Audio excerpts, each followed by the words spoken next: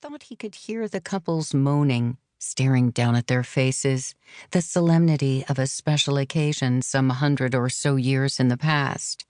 The crack cut right across the man's throat, split the bride's face in two.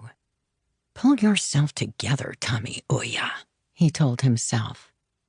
As a native of Malmberget, it was important to keep any sentimentality at bay. Everything around them was temporary, and they didn't try to kid themselves otherwise.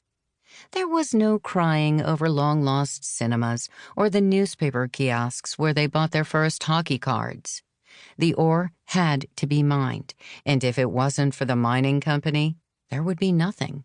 No society or jobs, none of the riches that had built Sweden. There would be nothing but reindeer pastures and an expanse of untouched mountains. Certain people in Stockholm would probably think that was wonderful, of course, the ones who hung out in fancy bars and didn't give a single thought to how their good fortune had been made, blasted from the rock beneath him. There it was again. For God's sake. He couldn't make out any words, just a quiet moaning, as though their voices were lingering in the walls. "Shut up!" he barked. "Who you talking to?" The kid was standing in the doorway, a young temp who had been brought in after one of the other guys slipped a disc. Bad timing. Moving these buildings was a prestigious job. They couldn't afford for it to go wrong. The slightest imbalance and the walls could crack. The local press would be following the procedure, people lining the roads along the way. Finally watching their community disappear. "Dragged yourself out of bed, did you?" said Tommy Oya, heading back out into the stairwell, making his way upstairs. The young man stood still. "What was that?" he asked. "What?" "Sounded like an animal or something." Tommy Oya stepped back down. "You heard it too?" he said. "Fuck! Did someone forget the cat or something?"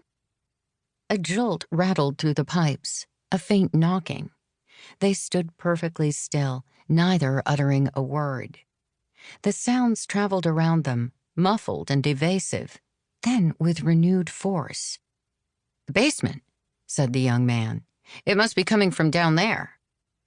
Tommy rummaged through the keys, trying one and then another. The door opened, a curved staircase leading down into the darkness. That was where it came to an end, by a metal door with a sturdy handle. They could no longer hear anything. The noise must have been transmitted some other way, possibly through the chimney.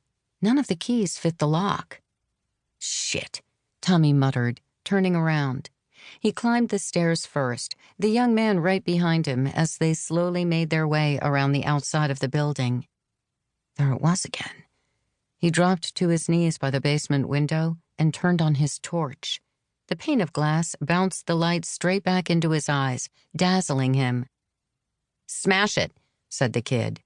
"We can't start causing damage, damn it. It's just one window. What difference does it make?" Young people, Tommy Oya thought as he trudged back to his car to fetch his tools, and then aimed his pipe wrench at the small window. They're bloody right sometimes. The last few shards of glass hit the stone floor inside, and then there was nothing but silence. For a split second, Tommy Oya wondered if it had all been a mistake. His apology to the boss flashed through his mind as the kid grabbed the torch and shone it inside. There was a drop of over 2 meters to the floor. Tommy Oya knew that. He had been involved in every single calculation and plan for shoring up and moving the building. The window was also too small to squeeze through, assuming anyone was willing to risk their life for a fucking cat. The young man yelled and dropped the torch. He scuttled backwards, scrambling in the gravel like he planned to make his way to Gällivare on his arse, a wild look in his eyes. Right then, the morning sun broke over the mountains, making his hair glow like a halo. "You see a ghost or something?" Tommy reached in through the broken window and moved the beam of light across the walls. It was eerily quiet. He could hear his own heartbeat, the young man cursing. There were boxes inside, folded chairs, an old ping-pong table.